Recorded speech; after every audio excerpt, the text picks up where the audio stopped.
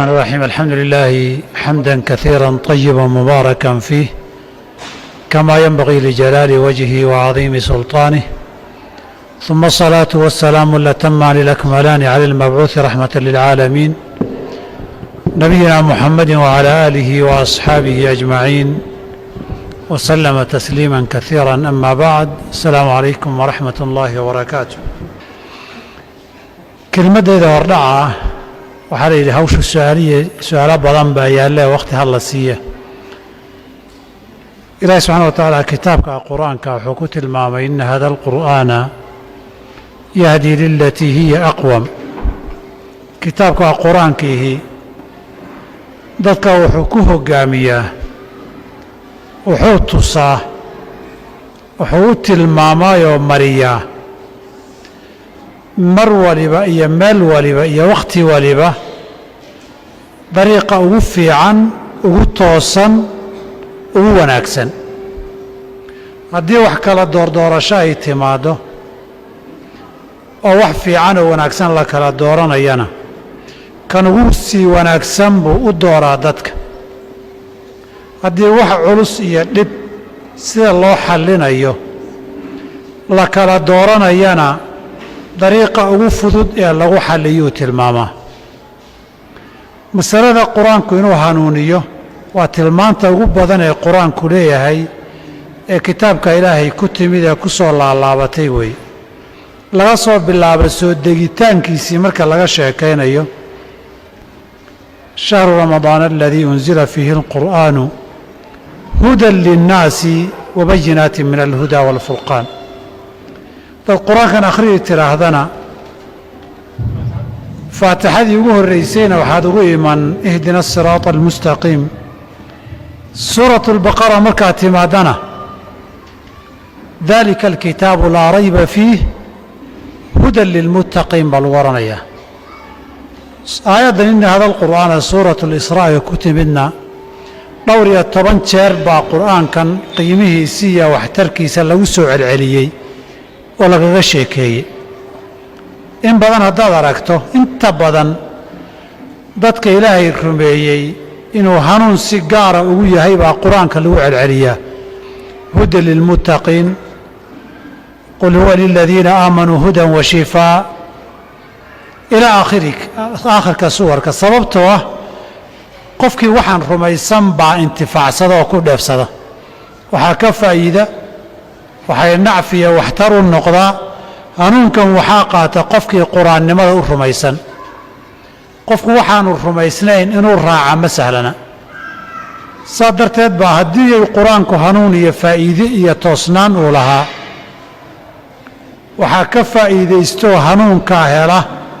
intii rumaysay ee qur-aankaa qaadatay. waxayna u kala hanuun badan yihiin say u kala qaadasho badan yihiin. ilaah subxana wa tacaala sida qaacidadaa guud ee uu duuduubay, wakhti kuma xirna, goobna kuma xirna. ma aha sida xeerarka aadamuhu dejisto ee deegaan la joogo iyo wakhti la joogo iyo duruuf ku xeeran iyo dowladaha qaabkooda ku jaango-an, markii maalmo la joogo iyo sannadana haddana la jaangooyoo la beddela ma aha. waa qur-aan hanuuninayo sida uu yahay wakhti kasta iyo goob kasta iyo qowmiyad iyo ummad kastaba la jaan qaadi karoo dariiqa saxan tusaya. maxaa yeelay aadamahan rabbi baa abuuray, adduunyadana isagaa maamula. wixii hore iyo waxa hadda jira iyo waxa iman doonana waa og yahay. maadaamuu wax walbo iman doonana og yahay, asaguna soo dejiyey, wuxuu ugu talagalay wax kasta iyo xaalad kastooo timaadaba inuu xal u noqdoo la jaan qaado. khiyaaraadka iyo xalka la raadinayana kan ugu wanaagsan isaga uu noqdo. saa darteed qaacidada guud ee ina hada alqur'aana yahdii lilatii hiya aqwam, wakhti kuma xirna, goobna kuma xirna. sida wax aadamuhu sameeyeen, wax aragti gaaban iyo ogaal yar ku salaysanna ma aha. mar labaadii waxaan la leeyahay hiya aqwam buu ku hanuuninayaa waa adduun iyo aakhiraba. waa nolosha aynu joogno iyo midda ka dambaysa ee ka tira badan ee ka dheer. noloshan la joogana qaybaheeda kala duwan jidka ugu fiican buu dadka mariyaa aakhiro haddii la tagana dee dariiqu waa laba dariiqoo dariiq janno iyo dariiq naar weeye midka jannada iyo liibaantuu gaadhsiiyaa marka la noqdo fariiqun fi ljannati wa fariiqun fi saciir kii jannada ee toosnaa ee lagu badbaadaya naarta lagaga korayey buu raaciyaa adduunyada inta la joogana ama addoonka iyo rabbigii ha noqdo xiriirka ka dhaxeeya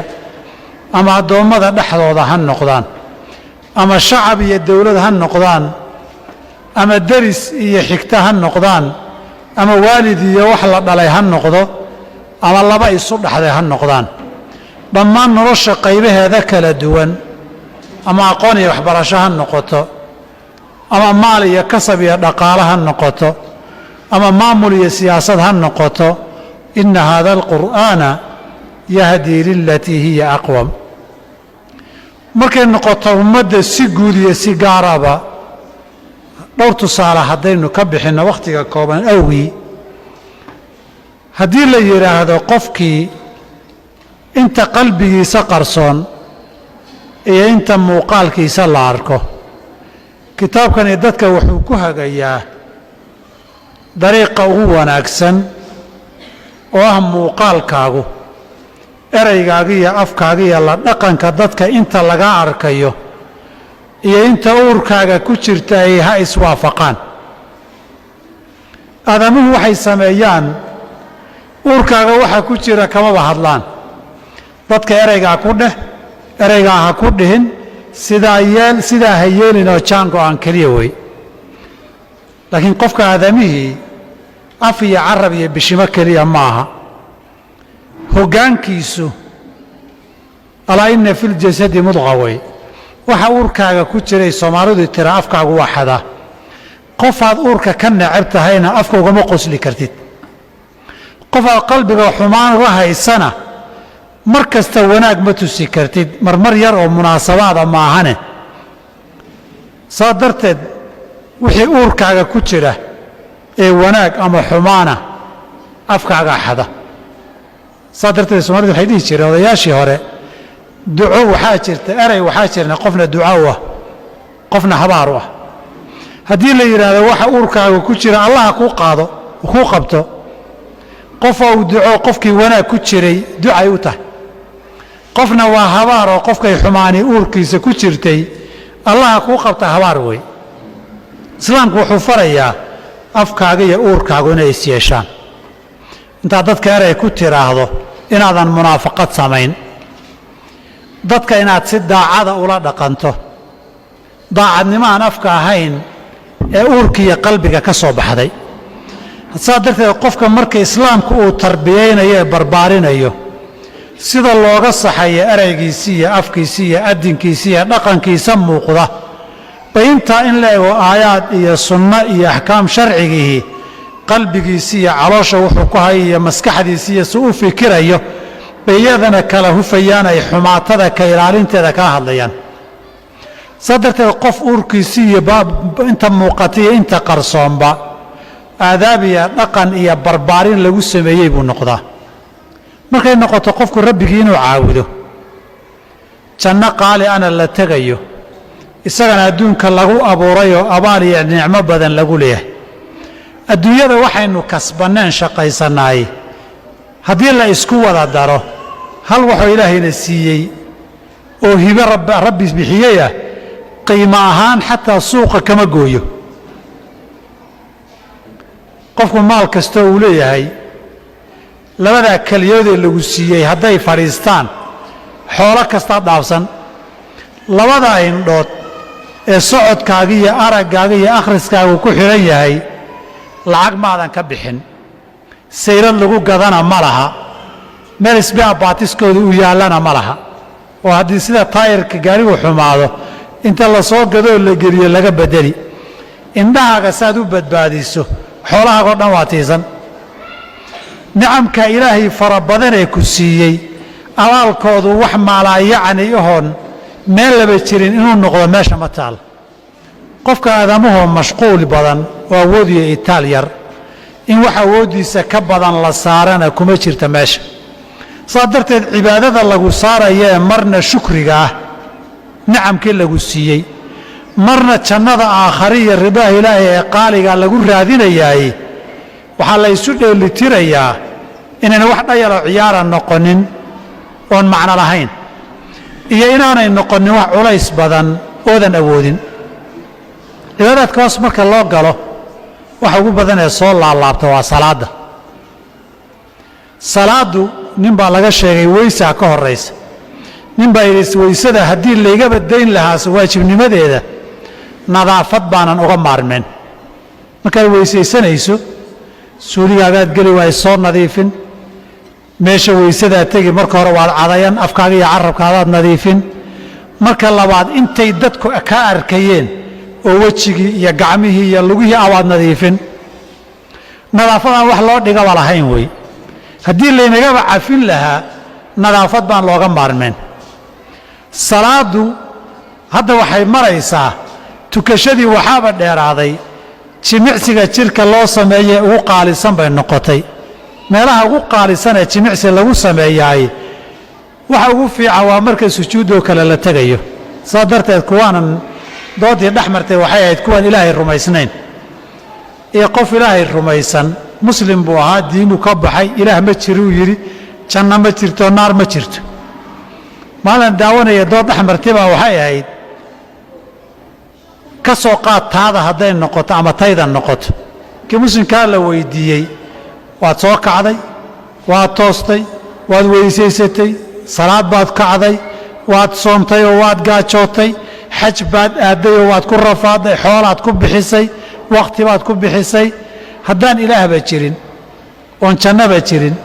oon naarba jirin hadhow maxaad samayn jawaabtiisu waxay khasaaro ma qabo intaan weysaysanayay nadaafad fiican baan samaynayay salaadana in baaba jiimka wax culus qaado wada foorfoorsato dhabarka u seexatee jimicsi wanaagsan baan samaynayay soonka iyo gaajadu waba la isku daweeyaayo jeermiski iyo waxyaabo badan oo caloosh iyo jirka ku ururay baba gaajada kaga baxa xajkana kuwa dalxiis oo buuro dhagaxa ka boodaya Soomaaliya arag dalxiis wanaagsan naftuna ay jeclaydba ka dhig laakiin aan dhinaca kale u gadino intaba hadaad ka tagto ilaahay inuu jirana run noqoto aakhirana naar timaado aba maxaad haysaa naar dabban geli buu yiri aqli miyaa marka anigu inta hadaan aakhira ajir waayo xataa adduunyada nacfilaan ma ahayn aakhirana dhibigama soo gaarayo adiga laakiin haday taydu run noqoto waxaan diyaar u ahay dab naara inaan khasaaroon galaay dee laba aqli oo isbarbar dhigi kara maaha Soomaaliya waa cabsi ma cabsi ku daa meesha hadii la yiraahdo balaa ka jirtay kaba jirta la isku qabsado isaga wareeg inay balaa ka jirta ka soo qaado badbaadada wax u dhigmo la barbar dhiga ma laha cibaadaadkii waa waxaynu awoodno laa yukallifu Allahu nafsan illa wus'aha wax yarna ma hor nabiga ayna yiri jannada marka laga hadlayay ala inna sil'ata Allahi ghaaliya islaamku dariiqa wanaagsan ee una baray waxa kamida mabaadi diimaha ka sarreysa jirta mabaadi asaasiya mujtamacaadka noloshooda oo mabda'a aad rumaysan tahay ee caqiida ahaan ka sarreysay waa cadaalad iyo garsoor baa ka sarreeya qofka looma dulmiyo kala diin baana hatta colaad diineed baa naga dhaxaysa cadaalad darro lama ogola an sadduukum 'anil masjidil haraami an ta'tadu wa xigtiya qaraabo dhigiya dhalasha naga dhaxaysana cadaaladda ka sarreysa dhalashadu waa qaali raximku waa qiimo badan yahay ajir badan buu xiriirintiisa wax tarkiisu leeyahay laakiin mujtamacu qaraabo ma wada aha mujtamacuna isku dhaqan ma wada aha mujtamacuna shacab iyo dawlad aan kala maarmin waxaan midayn kara mabda cadaalada lillati hiya aqwam way xigtay qaraabo cadaalad baa ka sarreysa qof baahan iyo qof dhareegsan cadaalad baa ka sarreysa qof kula diin iyo qof kale cadaalad baa ka sarreysa qof aad cultihiin iyo qof aad saaxiib tihiin cadaalad baa ka sarreysa qofku waa madax iyo waa shacab cadaalad baa ka sarreysa hadaad cultihiinna walaa yajrimannakum shana'aanu qawmin ala an laa tacdiluu haddii aad diin ahaan weliba colaadiinnu tahayna walaa yajrimannakum shana'aanu qawmin an sadduukum cani lmasjidi alxaraami an tactaduu hadduu xigtiya qaraabo yahay ama hantiya maalqabeen iyo faqiir yahay midna aad dhaqaalo ka yar rajaynayso midna miskiin aad u naxaysa uu yahayna kunuu qawaamiina bilqisti shuhadaءa lilaahi walow calىa anfusikum aw ilwaalidayni wاlaqrabiin in yakun ghaniyan aw faqiiran fallaahu awlaa bihima falaa tattabicu اlhawa walidaalika umamka iyo shucuubtu cadaalad hadday yihiin iyagoo gaala way jiri karaan cadaalad haddii la waayana iyagoo muslim ay burburayaan saa darteed mabda'a cadaaladdu mujtamaca gaalka leh muslimka leh waayeelka leh dhallinyarada leh ragga leh dumarka leh qofka fiican leh qofka xun leh faqiirka leh haniga leh madax leh shacab leh mabda'a wax walba lagu jaangooye ma xaq baa mise ma aha waa inay cadaalad noqotaa cadaaladii yaa miisaamaya asalku waxyiga ilaahay baa miisaamaya cadaaladdu ma aha qofku isagu wuxuu gaar u jaangoosto hadhowna cadaalad baa la mariyey la yidhaahdo dowladaha nin baa ciidan baa qabsan meesha xeerarkao dhan isaga inuu isku difaacu u samayn maxkamaddii fulinaysana cadaaladdu ku magacaabi in cadaalad magaca la sharfaayey waa wax wanaagsan laakiin midhihii iyo nuxurkii baa laga siibay midhihii lagu xukumi lahaa ee cadaaladda hagi lahaa wax marba maalinba la gedgediyo la jiifiyaana bannaan baa laga dhigay qur-aanku dadka muxuu barayaa mabda' ka sarreeya maamulka yimid maamulku ma dejiyo madaxdu ma samayso qowmiyad looguma talagelin gaara midab looguma talagelin wakhti gaara loogu talagelin waxyii 1400 sano ka hor soo degay buu kani raacayaa saa darteed isagaa raacaya isaga lama raacayo isagaa masaalixdaa ilaalinaya isaga tiisa lama ilaalinayo laakiin marka la yidhahdo xeerka cadaaladda ninka jooga ha dejiyo isagaa isku jaangoynaya dee dhammaan noloshoo dhanina waa sidaas saa darteed lilatii hiya aqwam dhaqaalihii dhe qoyskii dhe dhaqankii dhe bulshadii dhe waa dhammeeyey